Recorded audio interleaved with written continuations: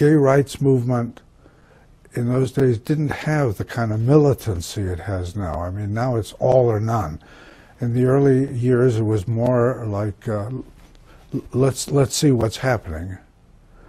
From your experience, when did you see this change of direction in the EPA coming? It started changing pretty drastically by the late 1980s. By the mid-1990s, the Leona Tyler principle was absolutely forgotten.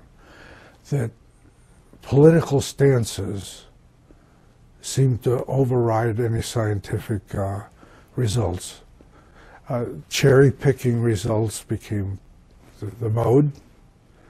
And the gay rights movement sort of captured the APA. It's very interesting the way it happened. The APA bent over backwards to be understanding and open. And it's understanding that it had to, it left an open door for people to rush in and use it for other than scientific purposes, for political purposes. It was preceded by a number of issues. It became part of the movement for what one might call diversity. You want to bring all underrepresented peoples into psychology. And this is a very lofty idea on the surface of it.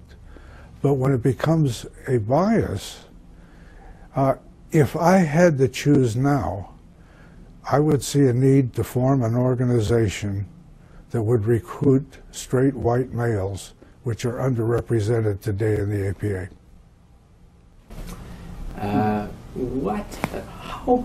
What happened step by step so that the organization changed like this within 20 years?